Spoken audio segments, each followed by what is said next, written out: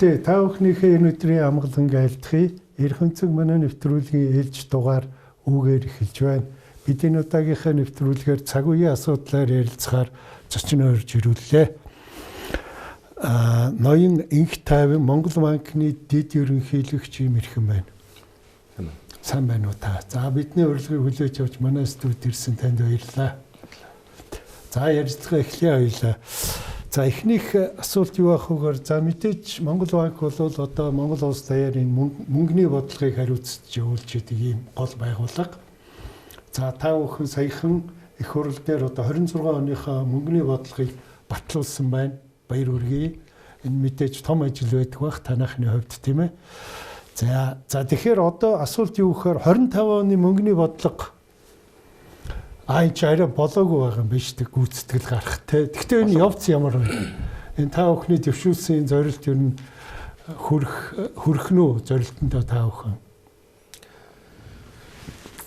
Төв банкны үндсэн үйл ажиллагааг одоо хэмждэг хэд хэдэн үзүүлэлтүүд байдаг. Гадаад төлөвлөлтийн албан нөөцийн удирдлага байна, инфляцийн хэмжээ байна. Мөн засгийн газрын зүгээс бас дотоодын нийт бүтээгдэхүүний өсөлт одоо нийт хэмжээ гэсэн макро эдийн засгийн хэдэн гол одоо суурь үзүүлэлтүүдээр бол тухайн жилийн эдийн засгийн нөхцөл байдлыг бол хэмждэг. Хагасчлалын байдлаар бол эдийн засгийн өсөлт 5.6% гарсан. Үйлдвэрлэлийн аргаар тооцсон нийт дүнгээр бол 40 орчим их найдтай гарсан байна. Ерөнхийдөө бол улирлын одоо нөхцөл байдлаас хамаарат эдийн засаг ерөнхийдөө 2 дугаар улирлаас илүү одоо эрчимжид яг энэ эрчимцснээр 3-4 дугаар улирлаар ингээд даваад явдаг. Оны ихний одоо хагасчлалын байдлаар бол 5.6% өсөлттэй нэг 40 их нийтийн нийт нэрсэн дүнтэй байна. Сангийн ам эдийн засгийн хөгжлийн яамны одоо төсөөлснөөр бол энэ оны гүйцэтгэл бол нэг 90 их найт орчимтай гарах болов гэж тэр хэд бол төсөөлсөн байсан. Тэгэхээр оны одоо сүүлийн 2 улирлт бол 50 их найтыг бол одоо бүтэмж бий болгоод гүйцэнэ гэдэг бол бас ер нь бол томоохон даваа харагдаж байна. Төв банкны зүгээс бол эдийн засгийн өсөлт нэг оны ихний хагасчлалтайгаа ойролцоотой нэг 5.6-аас нэг 5.8% орчимтай гарах болов гэж төсөөлж байна. Манай голлох экспортын бүтээгдэхүүн экспорт 93% бүрдүүлж байгаа уул уурхайн бүтээгдэхүүн тэр дундаа нүүрсний үн бол энэ оны одоо 6 сараас эхлээд бас буцаж бас харьцангуй доктортой хэмжээнд очиж төлбөрийн тэнцвэрлэлээр бол бас харьцангуй буураад байсан төлбөрийн тэнцвэрлэлийн алдагдлыг бол энэ оны одоо 9 сарын байдлаар бол нэмэгтэй гарахад бол том хэмжээнд нөлөө үзүүллээ л дээ. Тэгэхээр бол эдийн засгийн өсөлт бол нэг 5.6-аас нэг жоох өсөө 5.8 орчимтай гарч болов гэж бол Төв банк хүлээж байна. За инфляцийн хувьд бол мэдээж Төв банк өнгөрсөн оны одоо 24 оны төгсгөлөөс эхлээд инфляцийн намдор түвшинд байлгахтай хамааруулж бол бодлогын үг бол бас чангаруулсан. Одоо бодлогын үг бол бас харьцангуй өндөр 12% байгаад байна. Тэгээд үнэтэй хувьдуулаад бол инфляц бол одоогийн байдлаар бол Улаанбаатар хотын хэмжээнд бол 9.9%, улсын хэмжээнд бол 9% байна.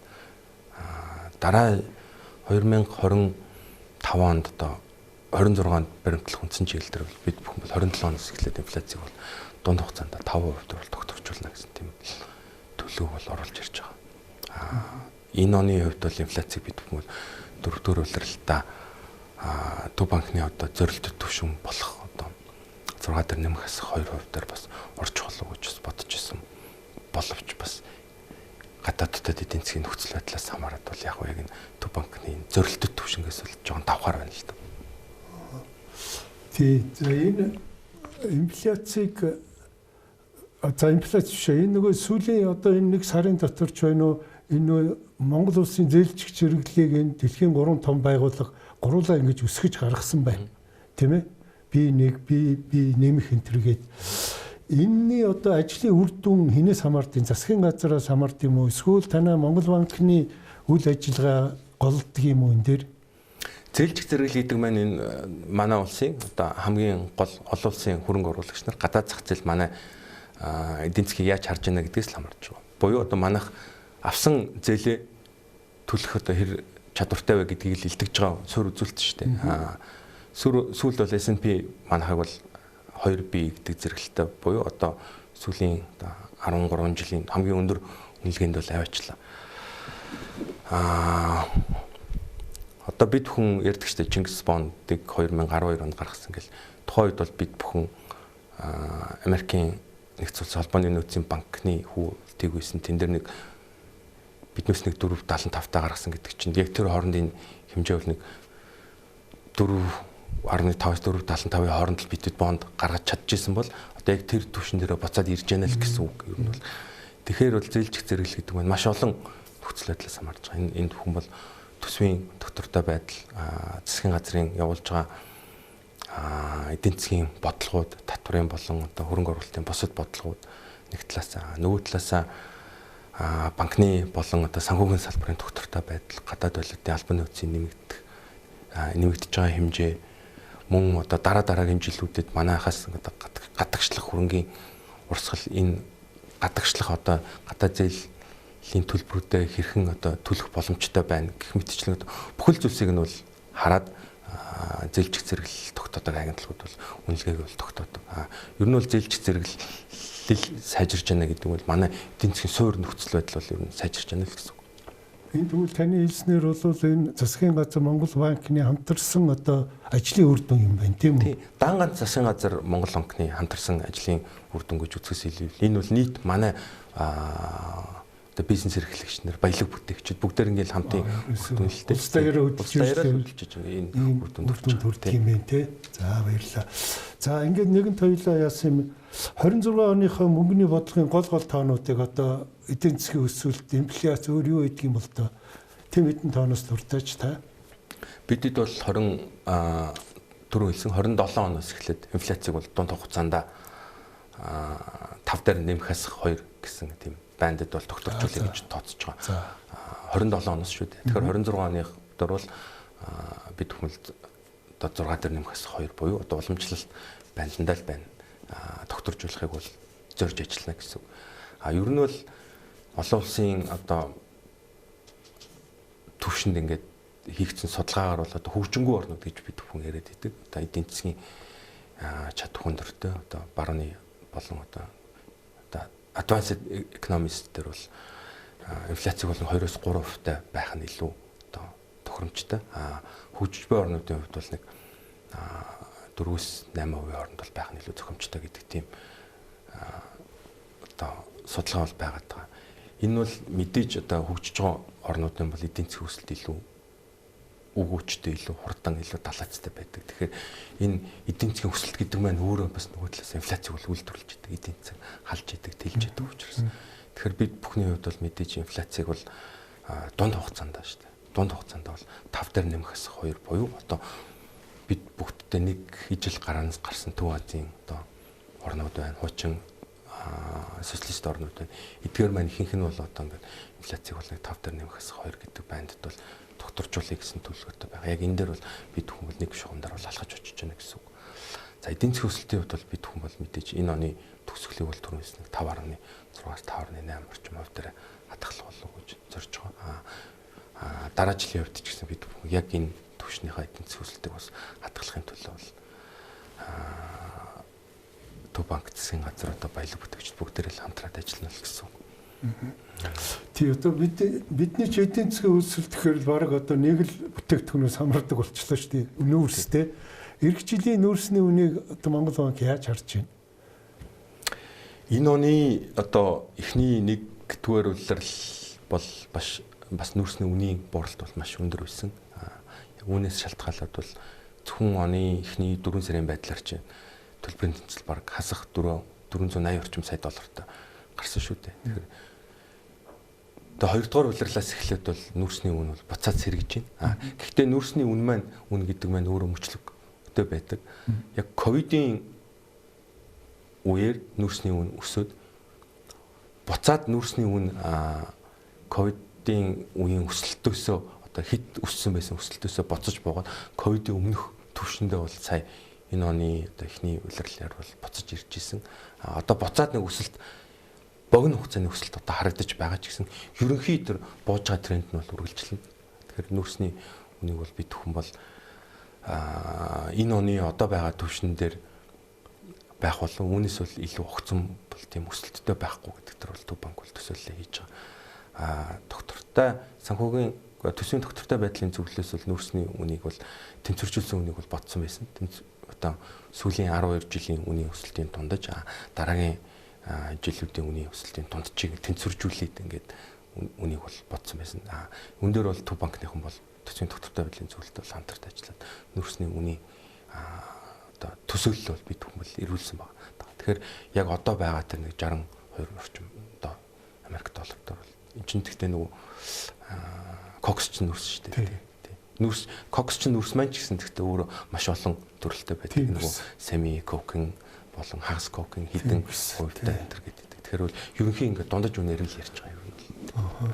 За баярлалаа. Тий за энэ тэгвэл яг одоо өнөөдрийн эдийн засгийн байдлыг би танаас суулгачсан та баг энэ хариулчлаа та тийм ээ. Эсвэл нэмж хэлэх юм байна яг өнөөдрийн яг уу ингээд тагс жилээс эхлээд бол засгийн газар бас төсвийн тодтол хийсэн. Энэ оны одоо хаврын чуулганаар хаахаас өмнө бол төсвийн тодтолыг хийсэн. Урсгал зардлаа бас таньсан. Гэх мэтчлэн бол засгийн газар энэ зүгээс бол хийж байгаа ажлууд бол байна. Мөн нүүрсний экспортыг нэмэгдүүлэх хил гайл дээр бас үүсэт исэн асуудлуудыг бас илүү богино хугацаанд цэгцлэх гэх мэтчлэн одоо засгийн газрын зүгээс бол хийгээд байгаа ажлууд бол байгаад байгаа.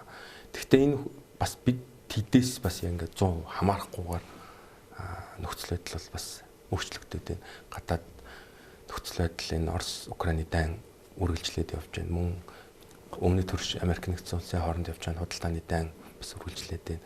Гэх мэтчлэн бол бас энэ гадаад нөхцөл байдал бас маш өндөр эрсдэлтэй байгаад байна. Тэгэхээр гадаад нөхцөл байдал өөрөө эрсдэлтэй байгаа нь манай түүх эдийн үний савлгаанд бол бас хүчтэй нөлөөлж байгаа. Тэгэхээр бол бас гадаад орчноос хамаарсан эдийн засгийн бас шок одоо орж ирэх бол бас үгүйсэхгүй байна. Тий нүүрсний үнийн уналтыг одоо зогсоогч байхдаа энэтэй дүүцгүүч гэдэг юм одоо алт хөтөлбөр гэдэг манай засгийн газрын яриад өнгөрсөн хавар тийм баталчихсэн тий. Энэ хөтөлбөр одоо хэр явж байна? Үнэхээр тэр нүүрснээс алдж байгаа мөнгөө бид нэр энэ алтнаас олж чадж байна уу? Сүүлийн жилүүдийн ингээд дундаж алтны худалдаа авалтыг ингээд харахаар бол ингээд жилээс жилд бас огт жомбуураад байгаа. Өнгөрсөн жил бол 15.2 орчим тушаасан. Сая 9 сарын 30-ны байдлаар бол манайх нэг 11.8 орчим тоныг л авчаад байна. Тэгэхээр бол бид бүхний одоо 50-20 тонн алтны одоо хэмжээнд хүрнэ гэдэг бол бас ер нь бол энэ оны хувьд бас боломжгүй харагдаж байна. Тий. Алтны үн бол одоо түүхэн дээд хэмжээнд хүрч шүү дээ. Түүхэн дээд хэмжээнд хүрч байна. Энэ нь бол бас гадаад одоо 4,000 гарсан байна. 4,300. Тэгэхээр алтны үн өөрөө ингээд түүхэн дээд хэмжээнд хүрээд байгаа боловч бид бүхэн ингээд жилд өмнө ингээд үн өсөөгөө багт нэг 20 тонн одоо үн өссөн дараа нэг 15.8-аас 16 тонн олборлоод гадаад зах зээл дээр мөнгөжүүлээд буцаагаад оруулж ирдэг. Энэ маань 900 орчим сая доллар л гэсэн үг шүү дээ жилийн. Тэгэхээр нүүрсний экспортын одоо үнийн өсөлтөөс бид бүхэн энэ жилийн хувьд гарч байгаа зөрүүчин л өөрөө 2.7 тэрбум доллар гэхээр бол яг нөгөө бит хэмжээтэй уйлдуулах байхгүй нь шүү дээ. Зөвхөн бол алтны экспортын хэмжээ бол бас нүүрстэй бол харьцуулахад энүүгээр бол одоо нүүрсний алдагдлыг нөхөн гэдэг бол маш хүндрэлтэй. Гэхдээ ер нь бол алтны үнийн өндөр байгаа. Алт өөрөө маш том стратегийн бүтээгдэхүүн байгаа учраас бид бүхэн алтны зах зээл бол сэргийлэх бол зайлшгүй шаардлагатай байна. Хавар бол алт 3 хөтөлбөрийг улсын хурлаас батлаад гэхдээ энэ дөр бол Монгол улсын ерөнхийлөгч хориг тавьсан байна. Хөтөлбөртөө хориг тавьсан. Алтны хөтөлбөр бол өөрөө одоо ингээ алт тушаалт маань буураад байгаа учраас одоо нэмэлтээр одоо хайгуулыг нэмэгдүүлэх, хайгуулын лицензүүдийг олгох мөн одоо ингээд эхлээд явж байгаа энэ үндсэн ордуудын ашиглалтыг бол эрчимжүүлэх гэсэн хэд хэдэн тийм шат дараатай арга хэмжээнүүдийг зайлшгүй авч хэрэгжүүлэх шаардлагатай байгаад байгаа л да. Одоо алтны тушаалт яагаад буураад байгаа вэ гэхээр манай улс одоо өөрөө үндсэндээ шорон орд ашиглах тусдаа. Өмнөх жилүүдэд бол шорон ордоос бол нийт ингээд тушааж байгаа алтны бараг 40 орчим хувь нь бол шорон ордоос орж ирдэг байсан бол одоо ингээд буурчиж байгаа. Нэг талаас нөгөө талаас жишээлбэл 2021-22 онд одоо иргэд аж ахуйн нэгжүүдийн тушааж исэн хэмжээ чинь бараг тэнцүү хэлээ шүү дээ. Аж ахуйн нэгжүүдийн тушааж байгаа хэмжээ, иргэдийн тушааж байгаа алтны хэмжээ. Тэгэхэд энэ жил бол одоо бараг 90-10 харьцаатай болж байна. Иргэдийн тушааж байгаа хэмжээ бол эрс багассан. Энэ маань нэг талаасаа бас нөгөө шорон ордны хэрэглээ дуусч байгаа, нөөц дуусч байгааг бол илэрхийлж байгаа. Тэгэхээр бол алтны одоо нөөцийг нэмэгдүүлэх үүднээс бол хайгуулын лицензийг одоо олгож хайгуулын үйл ажиллагаа эрчимжүүлэх зайлшгүй шаардлагатай байна.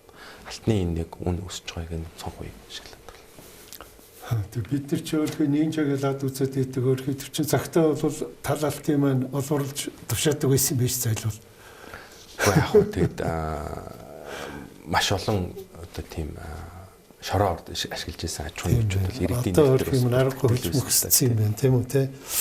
За зис ч бас нэлээд өсөд байгаа юм байна. Бидний нүүрсний алдагдлаа эндээс одоо хэдэн үе нөхч чадж байна. Зисээс бол бид бүхэн бол түрүү хэлсэн нүүрсний зөвхөн үнийн алдагдлаас бид бүхэн 2.7 бас яг нэг бит хэмжээгээр нэмэгдээд байгаа. Энэ бас жоохон нэмэгдээд 2.7 шин 2.4 орчмын бол бид бүхэн бол яг нүүрснээс бол цэвэр алдагдaltaй байгаад байсан. Зисэн дээр бол зисийн үнийн өсөлтөөс бол бид бүхэн бол энэ оны хувьд бол 1 тэрбум доллар бол арай хүрэхгүй хэмжээний бол 2 тэрбум 1 тэрбум доллар нөгөө бид бүхний өөрнөө төсөөлснөөс давж байгаа хэмжээнд бол үнийн өсөлтөөр давж байгаа нь бол тиймэрхүү хэмжээнд байгаа. Зисийн өсөлт бас өндөр байгаа нь одоо бид бүхэн бол нөгөө Эрдэнэ төлөлтөр бол хүчин нэмэлтээр бол нөгөө нөөц нэмэгдүүллээ шүү дээ. Сая энэ оны 9 сард бол оюут гээд тий нэмэгдүүлсэн. Хувьдлогын тэр зисийн баяжмлын нөгөө концентрац нь бас нэмэгдэж байгаа. Энэ бүхэн бол нийлээд одоо зисийн тэр өсөлтийг бол бид бүхэнд бол үнийн өсөлтөөс хамаарсан орлогын өсөлтийг бол бид бүхэнд бол авчирч байгаа. Тэгэхдээ түрүүн хэлсэн манай гадаад экспортын 93%-ийг дангаараа эрдэс баялаг эзэлж байгаа. Үүний бараг 68% дангаараа зөвхөн чулуур нүүрсний эрчим хүчний болон одоо коксч нүүрсний экспорт эзэлж байгаа. Тэгэхээр бол манай эдийн засгийг бол хөдөлгөгч гол хүч бол зайлшгүй бол нүүрсний экспорт. Тэр дундаа манай ганцхан худалдаа авахчтай учраас бүгд намд хятадаар дулсын эдийн засгаас хамаарсан мөн манай хятадтай хэлж байгаа хил гайлын одоо нэвтрүүлэлт экспортын гарах потенциалаас хамаарсан л асуудал манай эдийн засгийг бол гол нь тодорхойлж байна. Энэ засгийн газар маань шинэ ерөнхий сайд гарч ирээд энэ орон сууцны банк гэж бид нар байгуулах гэж байгаа. Байгуулах нь одоо хэрэгтэй юм а гэсэн тийм юм ярьсан. Энэ үйл ажиллагаа одоо мэдээж Монгол банк мэдээж банкны зөвшөөрлийг өгдөг тийм ээ. Энийг одоо Монгол банк яаж харж байна? Энэ одоо үнэхээр тийм ач холбогдолтой гэдэг байна уу? 2013 оноос эхлээд манайхан төв банк оролцоотой моргежийн буюу орон сууцны зээлийн санхүүжилтийг бол хийж яг энэ хөтөлбөр эхлүүлсэн. Эхлээд 8% тавьсан, дараа нь 21 оноос 6% тавьж өөрчлөгдсөн байна. Тэгээд яг энэ хүрээнд бол нэг одоо орол нэг 5.9 орчим их нийтийн үлдэгдэлтэй тийм ипотекийн зээлийн бүтээгдэхүүн бол банкны салбартаар бол байгаа. Ер нь бол энэ ипотекийн зээлийн хөтөлбөр маань өөрөө бол дундаж давхаргыг бол аюул дэмждэг хөтөлбөр. Ажилдаа орлоготой өмчтэй ирнэ. Дундаж давхар гэж бид хүн тийж тодорхойлоод байгаа шүү дээ. Тэгэхээр орон сууц гэдэг маань өөрөө бол бас хамгийн том тухайн гэр бүлийн өмч бол байдаг. Тэгэхээр өмчтэй болгоход бол дундаж давхаргыг бол тэлдэг. Тэгэхээр одоо бид бүхэн ингээд олгочод байгаа 120 орчим мянган айл өрх ипотекийн зээлээр орон сууцнд орчод байгаа. Яг хэдэн хувь нь бид бүхний одоо ингээд зориод исэн гэр хорооллын болон одоо утааг бууруулах чиглэл гэр хороолоос нүүж орсон бай ингээд харахаар 30 хүрэхгүй байна. Уусаа тэгэхээр байранд байсан хүмүүс байрнаасаа 2-3 дахь машин гараад байгаа юм биш үү? Байранд орсон гэсэн үг. Тийм. Тэгсэн л гэсэн үг. Тэгээд гэр хорооллоос байранд шилжиж ороод утаа буурж ийн. Гэр хол буурж ийн хөрөг. Тухайн гэр хорооллыг хэмжээндээ л байгаа. Тэгэхээр ерөнхий сайдын дэвшүүлсэн санал юу юм бэ гэхээр энэ 6% зээл буюу одоо энэ төрөөс санхүүжүүлж байгаа дэмжлэгтэй орон сууцны зээлийн хөтөлбөрийг зөвхөн анслагдсан дүүргүүд орон нутаг гэр хорооллын бүсэд болгодог бол. Бусад хэсэгтээ ердийн нөхцөлтэй арилжааны банкуудын өөрийн их усрээр олгож байгаа. 10% тийм. Зээлийг бол илүү олгодог болъё. Энэ одоо дунджаар 16% яваад байгаа энэ ипотекийн зээлийн ердийн нөхцөлтэй зээлийн энэ хүүгээ боруулъя. Энэ хүүгээ 10% дээр авчиж. Тэгэхээр одоо жишээлбэл Сүхбаатарын талбай тойрсон ч юм уу зайсанд байр авч байгаа Улаанбаатарын төвөр байр авч байгаа хүмүүс бол 10% та байр авах эрх нь бол нээлттэй. Үнэхээр бүр ингээд гэр хорооллын бүст авч байгаа 6% бүсчилсэн байдлаар. Тэгжээж энэ нөгөө бүтээгдэхүүнээ төрөлжүүлээ илүү нөгөө хүртээмжийг нэмэгдүүлээ зорилттой бүлэг дээр хүрэх гэсэн тийм бодолтой байгаа. Одоо ингээд сүүлийн статистикуудыг харахад арилжааны банкны өөрийн их усрээр санхүүжүүлээд олгож байгаа тэр 10% хүүтэй ипотекийн зээлийн хөтөлбөр чинь 6% зээлийнхаа хөтөлбөртөө бараг тэнцэж байгаа шүү дээ. Бараг тэнцсэн. Тэгэхээр арилжааны банкуд дээр бас тэр эргэлт бол маш өндөр байгаа гэсэн үг. Тийм байна. Тийм. Тэгэхээр бид хүн бол энэ 6% хүүтэй зээл нь бол зорилттой бүлэгтэй шилжинэ. Арилжааны банкны үндсэн хөтөлбөр нь бол тэр ердийн нөхцөлтэй буюу зах зээлийн гормороо явуулж байгаа хөтөлбөрийг бол хэрэгжүүлээд явж байна. Тэгээ орон сууцны банкыг байгуулахаар төр бас тодорхой хувийн эзэмшээд гэхдээ дийлэнх юм биш. Зөвхөн тодорхой хувийн үлдсэний арилжааны банкуд өөрсдөө эзэмшээд олон улсын байгууллагууд, олон улсын одоо санхүүгийн одоо байгууллагууд гэж ярьдаг шүү дээ. Одоо EBRD ч гэдэг юм уу, IFC-ээр орж ирээд тэгээд хамтын тийм удирдлагатай мэрэгжлийн тийм удирдлагатай тийм арилжааны тусгай зорилтын орон сууцны санхүүжилтийн банкыг бол байгуулъя гэж байна. Энэ орон сууцны санхүүжилтийн банк нь өөрөө одоо жишээлбэл хаан банк, төрийн банк шиг шууд хүнд очиод шууд одоо юу гэдгийг зээлийг бол олгохгүй. Энэ яах вэ гэхээр дундын банк буюу их усрыг төвлөрүүлээд их усрыг олгоод тухайн одоо зээлдэгчд шууд их ус зээл олгох тэр нөгөө их усрыг тухайн банкнд нь олгоо. Түүнээс биш иргэн таач тэр бич тэр хаан банк ч юм уу төрийн банк хас голомт гэдэг банкудаар цалингаа авч байгаа шүү дээ. Тэгэхээр тухайн хүний цалин орлого найдвартай байна уу, ажилтаа орлоготой байна уу гэдгийг чинь тухайн арилжааны банк өөрөө хянаад зээл олгоо шүү дээ. Банк орон сууцны банк яах вэ гэхээр тухайн банкнд одоо иргэн миний одоо орон сууцны санхүүжилтийн зээлийнх нь их усрын юм аа энэ хүнд одоо ингээд та зээлээ судлаад олгоно уу гэдэг их усрыг нь одоо банкудад нь шийдэж өгнө. Мөнгөгүй банк гэж ойлгож болох уу?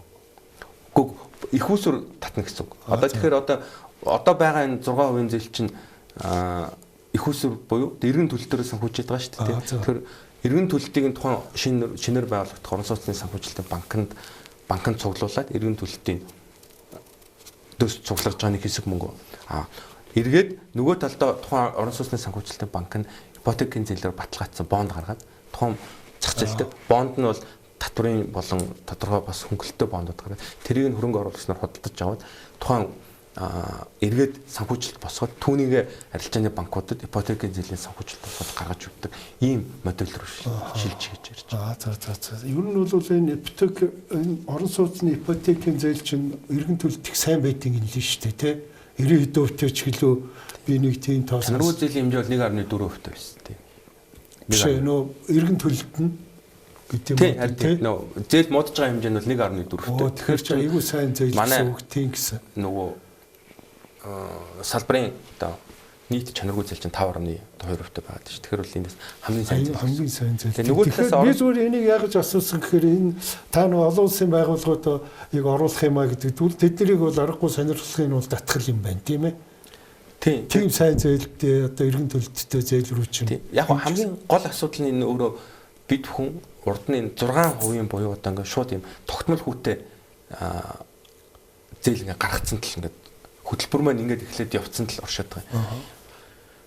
Тухайн орон сууцны санхүүжилтийн зээлийн багцыг одоо Монголын ипотекийн корпорац арилжааны банкудаас шилжүүлж авч байгаа шүү дээ. Тэгээд тэрийг үнцаасчлуулаад бонд гаргаад 6% авдаг. Тэрийг нь 6% авчихсан чинь хүн худалдаж хөрөнгө оруулагчнаар худалдаж авахгүй байгаа шүү дээ. Тэгээд энийг нь бол одоо өөр худалдаж авч байгаа байхгүй зөв төв банк худалдаж аваад ингээд явж байгаа. Тэгэхээр хамгийн гол асуудал маань хэрвээ энэ маань өөрөө засгийн газрын бондын одоо хүүтэй ч юм уу ижил төвшөнд 10% байсан бол хүмүүс худалдаж авахгүй хөрөнгө оруулагч нар. Тэгэхээр бид хүн бол энэ ердийн нөхцөлтэй 10% хүүтэй зээл гаргаад тухайн зээлээ багц унцаасчлуулаад худалдаад бонд тэ санхүүжилтээр их усүр татаад явах юм бол энэ бас харьцангуй боломжтой гэж үзэж байгаа. Тэгэхээр бид хүн бол 6% зээл хэвээрээ байна. Үүний завсраар хажууд нь одоо 6% зээл чинь 80 м квадраттай 150 бас хязгаартай төрний хязгаартай байгаад шүү дээ. Энэ хязгаараас ингээд давсан бүтээгдэхүүнүүдийг бол энэ бусад одоо ердийн нөхцөлтэй зээлээр хэрэгжүүлээд явъя л гэж. За энэ төсөл хэрэгжүүл одоо энэ юуны маань ипотекийн зээлийн маань одоо хүртээмж гэх юм уу хэд дахин ч гэдэг юм уу мэдгүй хэдэн хувиар ч юм уу өсөх тооцоо байна уу? Ипотекийн зээлийн одоо хүртээмж гэдэг маань өөрөө бид хүн нийлүүлэлтийн талаа хэрхэн одоо томруулах байл гэдэг байна. Манай барилгын салбарт ажиллаж байгаа нийлүүлэгч буюу одоо барилгын компаниуд маань тухайн жилд хэдийн хэмжээний бүтээгдэхүүн байр оросууд ашиглалтанд оруулж чадах вэ гэдэг дээр асуудал нь бол гарч ирнэ гэсэн үг. Өнгөрсөн жилүүд ингээ харахаар бол жилдээ нэг 16-аас 17 мянга орчим орон сууц шинээр ашиглалтанд орж байгаа. Ипотекийн зээлээр жилдээ нэг 10,000 орчим айл өрх бол шинэ орон сууцнд ороод байгаа гэсэн үг. Тэгэхээр бол ингээд бас бид хүн нийлүүлэлтийн талаа маш сайн ингээд харж ингээд явахгүй л ипотекийн зээлийн нэрэлтийн бид хүн буюу одоо их усүр талын нэмэгдүүлээд идэг нийлүүлэлт нь гүцэх бол тэр чинь байрны үн өсөд улам одоо энэ хөтөлбөр маань хүндэрнэ гэсэн үг шүү дээ. Тэгэхээр яг энэ балансыг аягүй сайн барих хэрэгтэй. Нэгдүгüүрт нь хоёрдугаарт нь ипотекийн зээл гэдэг маань өөрөө төлбөрийн тэнцэл болгон валютын гадагшлах урсгалд бас маш сөрөг нөлөөтэй байдаг. Үндэсний статистикийн орноос бол орц гарцын хүснэгтийг бол тооцдог. Сүүлд гаргасан орц гарцын хүснэгтэр бол энэ чинь бараг 50 орчим хувьтай байгаад байгаа. Нийт ипотекийн зээл нь гарч байгаа мөнгөний 50% нь буцаагаар авчиж импорт болоод байгаа. Одоо жишээлбэл барилгын материалын орц болж байгаа. Нөгөө талаасаа дам худалдан авалтууд явдаг. Байранд орж байгаа айл өргөч нь одоо хөргөгч аавна, угаалгын машин аавна, одоо юу аа бүгд импорт болдог. Тэгэхээр импортын одоо нөхцөл байдлаа аюу сайн харж иж төлбөрийн тэнцлийн нөхцөл байдал гадагшлах урсгалаа маш сайн тооцож ипотекийн зээл гаргахгүй хэд их хэмжээгээр гаргах юм бол энэ маань өөрөө ирээд гадаад валютын одоо ханшийн дарамтыг бол маш их авч тийм байна. Тэгвэл энэ дээр одоо тэгвэл энэ чинь ёстой бүгдөө их олон параметруудыг харж иж өхөн өшөө зээлийг тийм ээ. Тэгэхээр өссөн болгонд өгөө яваад байл юм чинь. Одоо байгаа төв банкны хууль нийцтэй байх үүднээс одоо батлагдчихад байгаа үндсэн чиглэлээр бид хүмүүс эргэн төлөлтөөрийн санхүүжүүлээд явж байгаа. Эргэн төлөлт гэдэг маань арилжааны банкуд өөрсдийн их усрээс тодорхой хэмжээнд нь оруулаад эргэн төлөлтөөр нэг оруулаад явахаар жилдээ нэг 620 орчим тэрбум төгрөгийн ипотекийн зээл энэ сард жилдээ тийм нөгөө юунд 6% зээлэнд орж байгаа юм. 600 орчим. Нэмээд засгийн газар үндэсний одоо баялагын сангийн хуримтлалаас нэг жилдээ нэг тэндээс 500 орчим тэрбум төгрөг оруулж ирэх юм бол ингээд жилдээ 1.1 их найд орчим төгрөгийн ипотекийн буюу төрөөс хэрэгжүүлж байгаа ипотекийн зээл 6% хүтээ зээл болгогдоод явна гэсэн үг. Энэ ипотекийн зээлийг одоо хүлээж байгаа олон хүмүүс байгаа. Тэгэхээр энэ банк маань яг хэзээ байгууллагад үйл ажиллагаагаа эхлүүлэх бол тийм одоо цаг хугацааны юу байна уу? Энэ ондоо багтаагаад бидэд хуулийн төслийн улсын хурлд өргөн барь гэж төсөж байна. Тэгэхдээ засгийн газар өөрөө энэ төслийг санаачлагч. Тэгэхээр Төв банк бол энэ дээр энэ тухайн банк одоо үйл ажиллагаа эхлээд явлаа гэхэд Төв банк бол энэ дээр тусгай зорилтын банкны лиценз болгоно гэсэн үг. Тэгээд үйл ажиллагааг нь бол хянах гэсэн үг шүү дээ. Тэгэхээр бол Төв банкны зүгээс бол энэ дээр бол зөвхөн хяналтын буюу зохицуулагчийн байр сууриас бол хандж байгаа. Нэгдүгээр сангийн яам, барилга хотоохлтын яам, эдийн засгийн хөгжлийн яам бол хамтраад энэ хүү одоо орон сууцны санхүүжилтийн банк байгуулах ажил хэсгийг бол ажиллуулад явж байгаа. Авсан мэдээлэлээр бол ондоо багтаагаад өргөн байна. За. Тэгвэл одоо энэ манай үзэгсэл дунд хэрвээ тэрийн ипотекийн зээлийг хүлээж байгаа улсууд байвал ямар ч үсэн энэ ондоо багтаагаад банк нь байгуулагдах юм байна шүү. Тэгээд үйл ажиллагаанууд хуулийн өргөн барина гэсэн үг. Тэгэхээр банк байгуулагдах процесс бас нэлээд болох байх.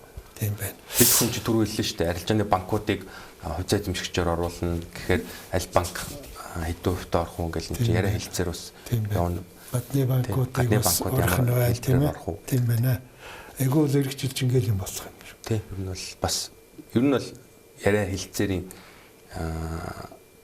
төвшөнд бол дараа оны эхний хагас жил бол явах болов гэж бол. Тийм байна. За энэ нэг шинэ оршоо гэж хөдөлгөөн байна. ч одоо өнгөрсөн оны сонгуулийн өмнөх нь л одоо нэг гинтхэн нэг тим юм гаргаж ирээл их хурл батлаа явуулсан. Одоо тэрэн зориулаад энэ чинь 830 хэдэн тэрбум төгрөгийн зээл гарцсан байгаа гэж байна. Одоо энэний үйл явцын хяналтыг хэн хинжээдгийг энэ 800 хэдэн би бол энэ мөнгө эргэж олднохт бол маш эргэлзээтэй байгаа шүү. Тэгээ өдөөний хөдөлмөрчлийг харахаар зээл авчихсан оршоо байгуулсан гэж байгаа. Яг тэрний зориултаар нь ажиллуулж байгаа одоо оршоо мэдэхгүй миний мэдхээр энэ байгаа мó. Бүгдөө л гоё машин авч онцгаас л улсууд л харагдаад байгаамаа. Энэ дээр Монгол банкны байр суурийг сонсъё. Шинэ оршоо хөтөлбөрт бол Төв банкнаас ямар нэгэн хэлбэрээр санхүүжилт бол олгоогүй. За. Шинэ оршоо хөтөлбөрийн зээлийн санхүүжилт бол арилжааны банкуд өөрсдийн их усүрээр олгосон байгаа даа. Арилжааны банкуудын их усүрээр олгогдоод хүүгийн татаасыг бол засгийн газраас хүнсүдэ аж ахуйн сайдны багцаас бол хүүгийн татаасыг бол олгосон байна. Зээлийн зарцуулалттай холбоотой зарцуулалтыг одоо гэрээний дагуу бус буюу одоо өөр зүйл зарцуулсан асуудлыг бол арилжааны банкуд өөрсдөө энэ бол хяналт шалгалтаа хийгээд одоо банкны дотоод аудит шалгана гэсэн үг. Төв банкны зүгээс бол энэ арилжааны банкудтай хамтраад энэ хөтөлбөрийг бол хууль номын дагуу явсан байна уу гэдэг бол шалгалтыг бол хийнэ. Хэрвээ одоо юу гэдэг энэ хөтөлбөр нь өөрөө эдийн засгт үр өгөөж багтаа таны яг түрүүний хэлсэнчлэн зөвхөн одоо юу гэдэг портер машин ч гэдэг юм уу ямар нэгэн зүгээр хэд хөрөнгө худалдаж аваад тухайн одоо зээлээрээ нэмэлт орлого олох их усүр бий болгохгүй зөвхөн хэрэглээг санхүүжүүлээд одоо энэ хөтөлбөрийг гаргасан бол мэдээж энэ дээр бол энэ хөтөлбөрийг бол үргэлжлүүлэх үгээд асуудал бол яригдах баг. Иргэн санхүүжилт одоо юу гэдэг иргэн төлөлт нь бол дөнгөж эхлээд явж байна. Өнгөрсөн оны эн чинь 5-6 сараас эхэлсэн шүү дээ. 5-6 сараас эхэлсэн. Тэгэхээр бол бид хүний хувьд бол яг энэ хөтөлбөр бол бүтнээрээ одоо юу гэдгийг модчлаа. Иргэн төлөлт нь бол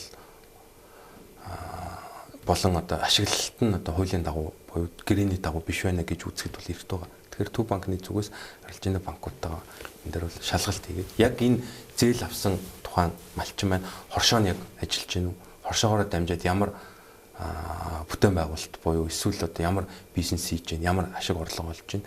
Энэ яг тухайн одоо зээлээ авах гэж бичсэн төсөлтөөр нийцэж гин үү? Эсвэл зүгээр яг таны хэлдэг портер машин худалдаж аваад эсвэл одоо хүүхдийн сургалтын төлбөр ч юм уу төлөө явцсан байна уу гэдэг дээр яг наривчлсан шалгалт бол хийх ёстой. Ер нь бол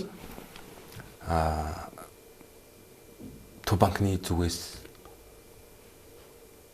одоо бид үед бол засгийн газарт бол байнга л аливаа төрлийн одоо энэ татаастай зээлийн хөтөлбөрүүдийг бол бид хүн бас хит их ингээд дэлгэрүүлэх нь бол буруу гэж бол үзэж байгаа. Аливаа төрлийн хамгийн анхны энэ татаастай зээлийн хөтөлбөр чинь ажлын байрагдсан эрүүл мэндийн хамгаалах одоо ажлын байрыг нэмэгдүүлэх гэдэг 10 их нийтийн хөтөлбөрийн хүрээнд 2021 оны хавар эхэлсэн шүү дээ.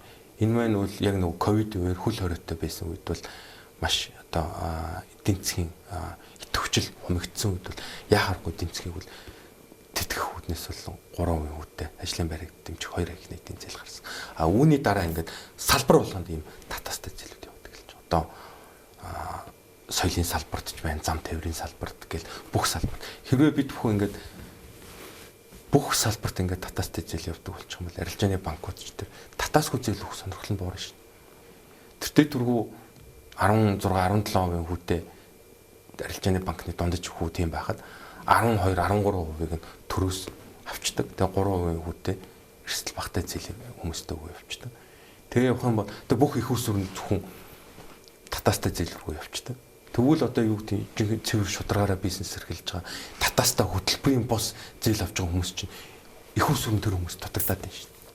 Тэгэхээр бол ерөнхийдөө ингээд бүгдд нь ижил төвшний тийм дэмжлэгтэй ижил нөхцөлтэй байх хэрэгтэй гэж бол банк үзэж байгаа. Тэр үнэхээр одоо засгийн газар тухайн салбарыг тухайсан салбарыг ингээд дэмжих тийм бодлогоор хөгжүүлж байгаа түүнийг татварын бодлогоор хөрөнгө оруулалтын бодлогоор дэмжих нь бол илүү үр дүнтэй эдийн засгийн утга агуулгаас ч илүү одоо олон нийтийг хамарсан байх болов уу гэж бодож байна. Тэг миний гол хардаад байгаа юм юу гэхээр энэ гарсан тэр 800 хэдэн тэрбумын чинь ихэнх нь энэ зөвхөн төрийн банкаар гарсан билээ шүү дээ. Тэгээд нөгөө төрийн банкыг дээрээс нь одоо нөгөө мундагдахад амар байдаг гэж би бол хараад байгаа юм. Энд чинь хэдэн хувийн одоо чинь арилжааны банкнуудад дундад хүүчин за та хэлжсэн 16-7% байгаа юм байна. Энэ зээл чинь малчинда тэр юунда 3% очиж байгаа юм байна шүү дээ. Тэгээд тэр 13-4% чинь зөрөөг улсаас олгож байгаа. Тийм ээ. Тэгэхээр энийг чинь төрийн банк гэж нэг төрийн мэдл байдаг банкыг л хүчинж яхад ламар харагдаад байгаа юм л да энэ дээр. Яг яад голчлон төрийн банкаар явж байгаа гэхээр энэ маань энэ зээл маань өөрөө малчтад орон нутагт хэрэгжсэн. Монгол улсын өнцөг болон бүрт одоо бүх суманд салбартай банк бол одоо төрийн банк, хаан банк гэсэн хоёр банк л байгаа. Тэгэхээр яг энэ оршооны зээл бол голчлон энэ хоёр банкаар дамжиж бол явсан байгаа. Тэгэхээр бол илүү одоо юу гэдэг засгийн газраас хэрэгжүүлжсэн бодлого байсан учраас төрийн банк бол яг өөрийн бизнесийн одоо онцлогоос хамаарат энэ хөтөлбөрийг бол илүү санхүүжүүлж явсан байна. Хаан банк ч гэсэн оролцсон. Гэхдээ яг дийлэнх зээл бол төрийн банкаар гарсан байна. Тийм байна. Тэн дээр өөртөө одоо хардлага төрөөд байгаа юм. За энэ арилжааны банкуд маань одоо энэ чинь нөгөө 1% эзэмшигч 20%-аас дээш байж болохгүй гэсэн хууль одоо он гарангууд хэрэгжих гэж байна уу?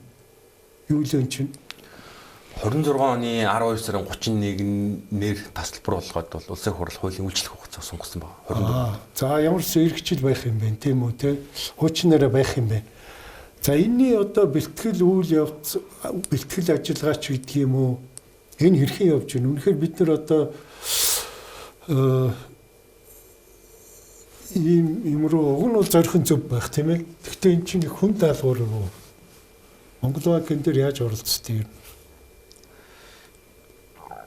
Банкны тухай хууль нэмэлт өөрчлөлт ороод энэ 20% хязгаар тавьсан. Тэгээд үүнтэй хуйлдуулаад давхраас системийн нөлөө бүхүү банкуудыг одоо олон нийтийн паблик бол гэдэг тийм шалгуурыг тавиад ингэ явсан шүү дээ. Яг энэ арилжааны банкуд маань өөрөө ингээ дотоодын хөрөнгөний бирж дээр хувьцаа гаргаад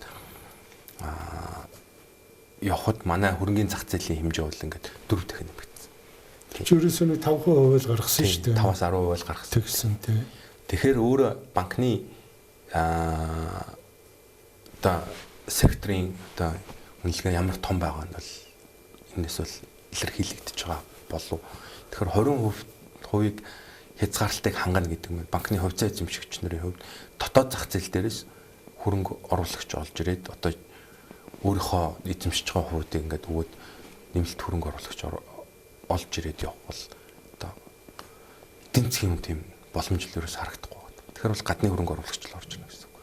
Тэгэхээр гадны хөрөнгө оруулагч орж ирэхэд 20% гэдэг тоо маань өөрөө маш бага байна. 20%-ийг эзэмшээд тухайн банкнд одоо юу гэдэг хяналт тавих. Тухайн банкны үйл ажиллагааг одоо юу гэдэг өдөртөд явахд бол маш хүндрэлтэй. Тэгэхээр олон улсын байгууллагууд ч тэр гадны хөрөнгө оруулсан тэр танаас энэ 20% хэмжээг өсгөөч гэдэг тийм асуудлыг бол төв банкнд бол тавьж байгаа. Төв банкны зүгээс бас банкны тухай хуулийн дээр нэмэлт өөрчлөлт оруулах талаар боломжийн талаар бол судалж байгаа.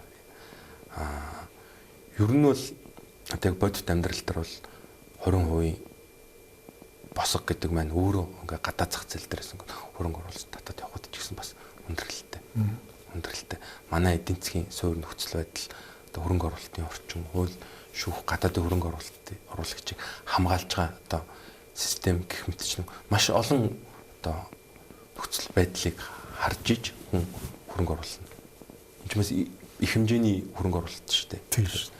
Тэгэхээр бол одоо 26 оны 12 сарын 31-ээс өмнө бол 20% хөрөнгө оруулалтыг бол оруулж ирэх шаардлагыг төв банкны зүгээс банкуд тавьж байгаа. Гэхдээ бодит амьдрал дээр бол бас энэ хүндрэлтэй. Ер нь бол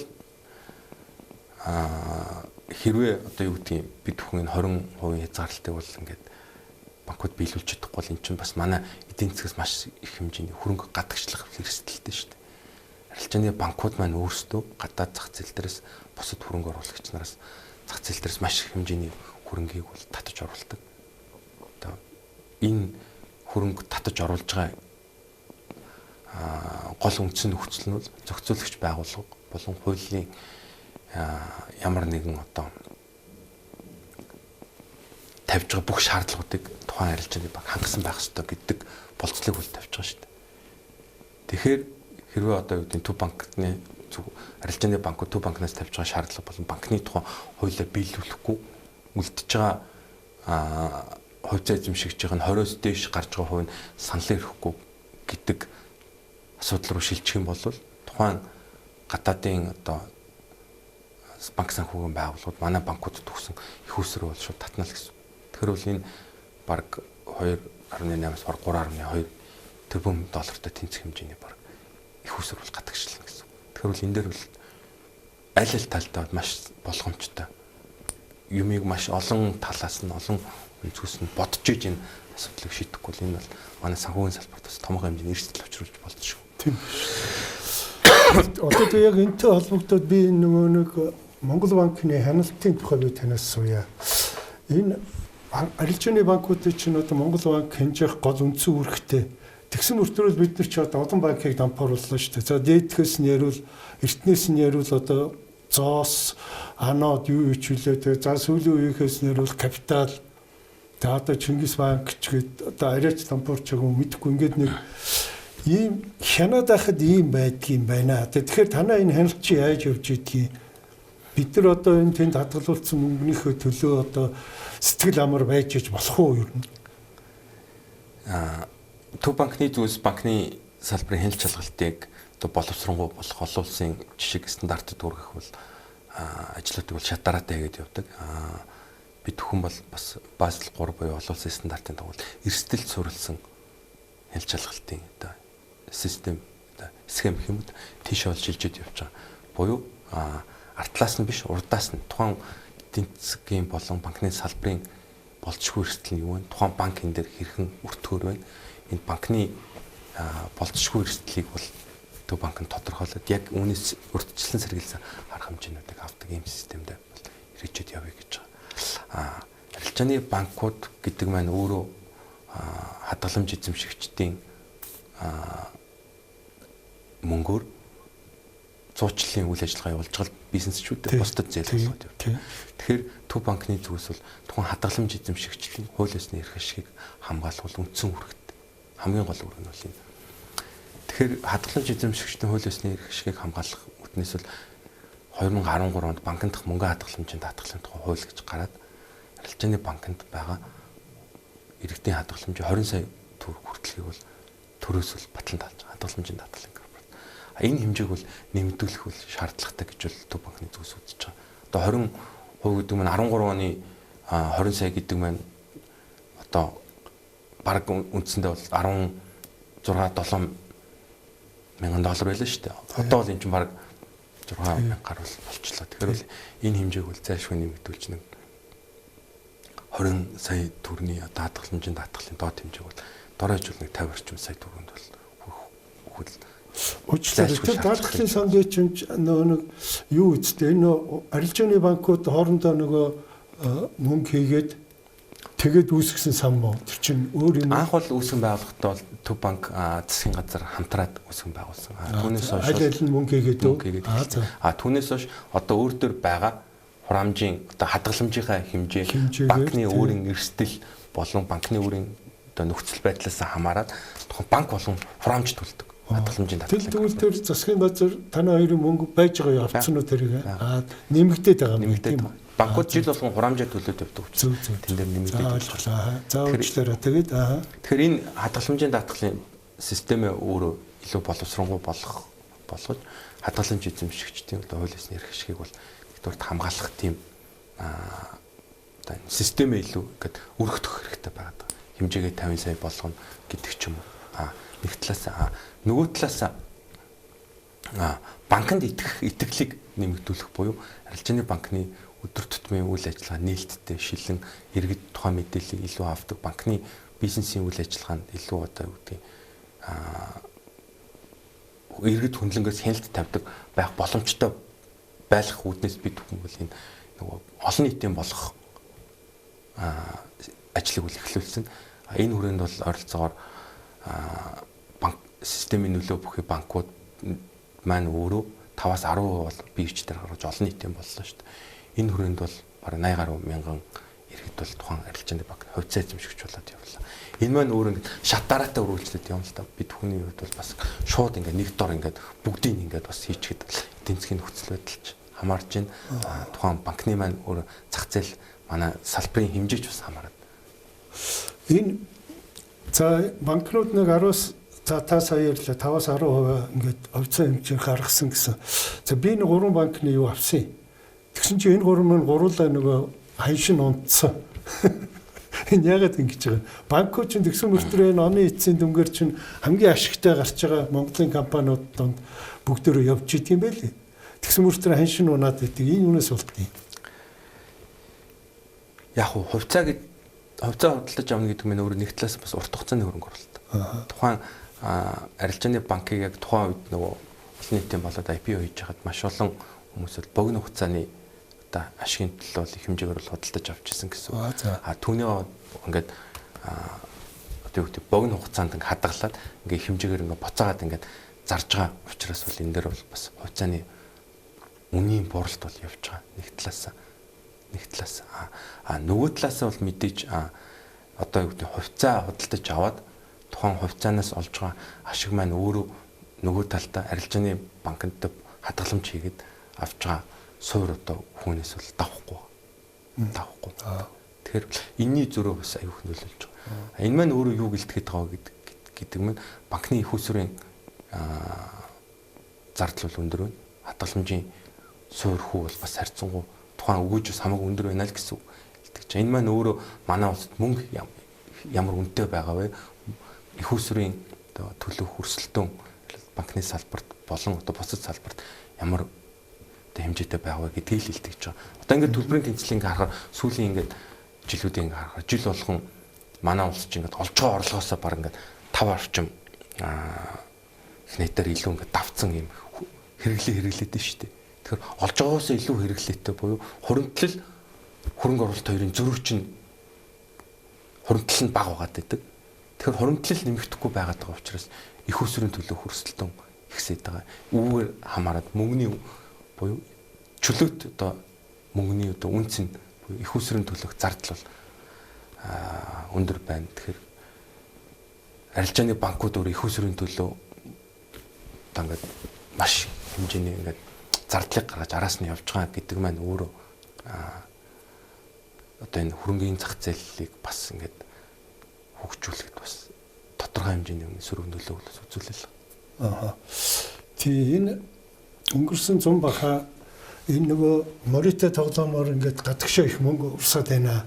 Бараг $500 сая явуулчлаа гэд засгийн газар тийм тоо хэлж хагаад нэг хууль батлуулсан тийм ээ улсын хурлаар хавар тий. Тэр 1xBit гэж тэр юу ялангуяа тэр платформ бол Монголд маш хүчтэй орж ирсэн юм шиг байна. За тэгээ ингээ хууль батлагдаад эзэмс хэрэгж эхэллээ энэ маань үнэхээр тэр гадагшаа гарах урсгал энэ дээр одоо хэр хомигдов. Би нэг яах гэж асууж байна гэхээр бас нэг энэ төвшин гэж гişүүн бас нэг хувьдаач байхдаа ингээд намайг ингээд энэ хуулийг зөрчөөд айгүй их гадагшаа гаргаад байна гэсэн тийм намайг ингэж гүтгээд байна гэж ингэж яриад илээ. Тэгэхээр үнэхээр одоо та нар тэрийг хэмжээд өгч гадагшаа гарч байгаа мөнгийг тийм ээ. Үнэхээр одоо тэр хуулийг зөрчөөд ч юм уу тэр хүн тийм мөнгө гаргасан юм уу? Ер нь тэр гарч ирсэн $500 маань сая доллар маань хэр зэрэг багассан юм. Одоо энэ оны 4 сард нөгөө цахим хөгжил харилцаа холбооны яам засгийн газрын хэрэглэх газраас хамтраад гадаад валютын гарах урсгал дээр ингээд тийм дүн шинжилгээ хийгээд хэмжээний одоо юм мөрөдтэй болон цахим мөрөдтэй тоглоом, цахим залилантай холбоотой мөнгө гадагшлаад байна гэдэг мэдээллийн дагуу бид бүхэн бол холбогдох хуулийн төслүүд дээр бол өөрчлөлтөг хийсэн байгаа. Улсын хурлаас урлаад. Яг энэ хууль өргөн баригдаад батлагдаад явсны дараа бол гадагшлах одоо юм цахим мөрөдтэй тоглоом, цахим залилан, одоо телеграм залилан маллан гэдэг ян төрөл бүрийн төрлөөр байгаа да. Энтэй холбоотой гүйлгүүл 60 гаруй бол борсон байсан. 60 гаруй. Тэгэхээр бол энэ хуулийн төсөл маань өөрөө бас хууль маань өөрөө бас маш тийм эерэг үр нөлөөг үзүүлсэн байгаа. За. One Expert-тэй холбоотойгоор бол улсын хурлын гишүүн төвшөнтэй холбоотой ямар нэгэн тийм шалгагдаж барьсан энэ үндэнийг одоо энэ төрлийн бизнесээр дамжуулан мөнгө угаагаад байгаа, мөнгө гадагшлуулад байгаа гэдэг тийм шалгагдсан зүйлс огт байхгүй. Төв банк түүний одоо санхүү мэдээллийн алба болон одоо бусад одоо хуулийн хэлтийн байгууллагууд бид бүхэн бол хамтраад энэ дээр бол хяналт тавиад явдаг. Энтэй холбоотой ямар нэгэн тийм зүйл байхгүй. Гишүүн телевизээр нэг тийм юм ярьж исэн. Тийм. Өөрийг нь дарамтлсан ч гэлүү тийм зүйлс бол. Гүтгсэн ч гэлүү тийм. Энэ дээр бол ямар нэгэн тийм зүйлс бол ерөөсөй гараагүй. Тэгвэл энэ ч бас бүрэн хаагддаг байгаа юм ба шүү дээ. Тэр 500 тэрбум гэж байгаа чинь тэгвэл 60% яасан гэвэл бас дахиад мөнгө тийшээ бас урсаал байгаа юм байна тийм үү? Яг уу одоо ингээд техник, технологи хөгжихийн хэрээр маш олон төрлийн одоо технологийн хөгжлийг дагсан үйлчлэгнүүд бол бий болж байна. Юм шинээр одоо юмнууд гарч ирээд байгаа юм байна. Telegram зэлэн гэл үйл ажиллагаа явагдаж байна. Telegram-аар хүмүүстэй холбогдоод мессеж бичлцээд нэг даалгавар хийлгүүлээд тэгээд дансанд нь мөнгө хурамчаар одоо өгч байгаа юм шиг сэтгэл төрүүлээд буцаагаад мөнгөний аваад гаргаад тэр ингээд гадагшаа гарчдаг ч юм уу. Одоо жишээлбэл энэ чинь тэр Мянмарын одоо K Park гэдэг тийм олон улсын тийм бүр юм тусгай юм лөөрийн бүс үү штэ. Зөвхөн тэндээс юм захим заллин хийдэг, захим халдлага хийдэг. Тэгээ яг энтэй холбогдсон тэндээс ч гэсэн манай одоо бүс нутгийг онлоод манайх руу явж байгаа тийм заллингийн шинж чанартай зүйлс маш их хэмжээгээр бол нэмэгдэж байгаа. 100% бол энийг бол хааж хороход бол маш хэцүү. Нэг талаас нөгөө талаас манай одоо хүүхэд залуучууд одоо амар хэлбэр аргаар мөнгө олох гэсэн захим одоо мөрөөдө тоглоомд донтоод яг энэ чиглэлээр бол ингээд өөрийн одоо төлбөрийн картыг ашиглаад гадаад одоо вебсайтн дээр гадаад одоо сервер дээр байгаа одоо покер мөрөөдө тоглоом тоглоод байгаа асуудлыг бол хааж хороход бол бас хүндрэлтэй. Яг аль нь ямраар гадагшилж байна, аль нь яг хууль ёсны байна гэдэг нь хянахад интернет худалдаа авалт ч юм билүү те тэрийг бас хэцүү байх. Энийг бол ерөөсөө боловч хамгийн гол арга бол олон нийтийн санхүүгийн боловсролыг дэвшлүүлэх. Олон нийтийн одоо яг энэ чиглэлээр ингээд заллигдаад мөнгө алдаад байгаа мэдээллийг олон нийтэд илүү түгээх. Тийм байна. Энэ чиглэлээр одоо бусдыг энэ уруу татаад айгын хэлбэрээр бусдыг бол одоо дансаа ашиглуулад ч юм уу энэ чиглэлийн зүйлсийг түгээгээд байгаа хүмүүсийг олж илрүүлэн тэдгээрт хуулийн хариуцлага хүлээлгэх. Энэ чиглэлд л яг хуулийн хэлтийн байгууллагууд бол илүү ажиллаж энэ гадагшлах одоо захим зэлэнд өртөж байгаа асуудлыг бол багасгана л гэж бодож байгаа. За та тэр 2-3 минут байна. Сүүлийн асуултаа багтаагаад хариулж байгааг удаарай. Монгол улсын гадны банк орж ирэх үү гэд улсууд их сонирхдаг юм. Энэ талаар гадны банк орж ирэхэд бол хууль эрх зүйн орчинд бол нээлттэй байгаа. Нээлттэй байгаа. Өнгөрсөн одоо миний буруу санааг бол 2023 оны эдийн засгийн форум дээр тухайн ерөнхий сайд оюун эрдэнэ эдийн засгийн хүчлийн сайд Хүрлбаатар Монгол банкны ерөнхий сайд Лавгсуурнаар гадаадын хөрөнгө оруулагч нарт бол Монгол улсын санхүүгийн салбар л нээлттэй. Гадны аль ч төрлийн санхүүгийн байгууллага манай улсад үйл ажиллагаа явуулах бол боломж нь бол нээлттэй. Төв банкны зүгээс энэ дээр бол одоо тусгай зөвшөөрөл олгоход бол бэлэн байна гэдэг мэдээллийг бол өгсөн байна. Яг одоогор бол манайд үйл ажиллагаагаа эхлэе. Манайд одоо банкны одоо бизнес эрхлэх гэсэн тийм хөрөнгө оруулагч одоогор орж ирээгүй. Сонирхлоо илэрхийлэхгүй байна. Төв банкны зүгээс бол гадаадын банкыг оруулж ирэхэд бол гадны хөрөнгө оруулагч нарт бол манай зах зээл нээлттэй шүү гэдэг мессежийг бол байнга өгч байгаа. Олон улсын одоо хурал семинар одоо олон улсын форум дээр бол товтон одоо төв банкны зүгээс манай улсын санхүүгийн салбарын одоо нээлттэй байдлын тухай мэдээлэл өгч авч байгаа. За дахиад 1 минут, за 2 минут сүүлийн асуулт. Энэ олон улсууд ярьдаг юм аа энэ манай иргэд энэ оюу толгойн дансыг Монгол банкн дээр байршуулъя, тэгж хяналт тавь энэ төр гээд тийм болцоо байт юм уу? Төв банк зөвхөн засгийн газрын болон арилжааны банкны дансыг өөр төрөй нээдэг. Төв банкны тухай хуулийн дээр Төв банк засгийн газрын санхүүгийн зуучлагч үүргийг хүлээдэг. Дэлхийн бүх орны төв банк тийм байдаг. Тэгэхээр төв банк бол засгийн газрынхаа улсын гүйлгийг л хийдэг. Хин аль нэгэн арилжааны шин чанартай данс нэгээд төв банкн дээр тэр аж ахуйн нэгжийн төлбөр тооцоог хийгээд явдаг тийм боломж байхгүй. Хуулиар хаалттай. Олон улсын одоо SWIFT-ээр ч гэсэн энэ гүйлгийг бол явуулахгүй гэсэн үг шүү дээ. Нэг талаас нөгөө талаас оюут толгой гэдэг маань өөр бизнесийн байгууллага, компани. Оюут толгой 76 бүтээн байгуулалтан дээр маш олон 17 орчим гадны банк үйл зээл олгож одоо маш олон 10 тэрбум долларын хөрөнгө оруулалт төр энэ урхаа бүтэж байгаа. Тухайн зээл олгосон банкуд чинь тухайн оюут толгой бизнесийн үйл ажиллагааг багсын өөр дөрөөл тавьж ирж хийнэ шүү дээ. Тэгэхээр энэ олон банкуд чинь аль нэг банк нь толгоолоод одоо loan collecting банк гэдэг бусад банкнуудаас хөрөнгө оруулалтаа татаад мөнгөө бүрдүүлээд оюут толгой зээл өгч байгаа. Тэгэхээр яг тухайн одоо лид хийж байгаа loan collecting банкн дээр нь оюут толгойн дансыг барьж тухайн зээлээ одоо суутгаж авна гэсэн үг. Тийм үйл ажиллагаа гэсэн. Бид ч гэсэн цалингийн зээл авахаараа тухайн банкн дээр цалин авдаг банкнаас л авдаг шүү дээ. Тэгээд цалингаас нь суутгадаг шүү дээ. Яг л ийм бизнесийн систем зарчим байна шүү дээ. За баярлалаа. Тэг ингээ бидний урилгыг хүлээж авч манай студид ирээд таны өнөөдрийн одоо ярилцлага энэ мэдээллүүд одоо манай үзэгчдэд бас өгөөж өгсөн бас сонирхолтой байсан байхаа гэж би найдаж байна. Ингээ таны цаашдын ажилд өндөр амжилт хүсье. Баярлалаа. Үзэгчдээ манай өнөөдрийн нэвтрүүлэг өгөөр өндөрлж байна. Дараагийн дугаараар уулзтраа түр баяртай.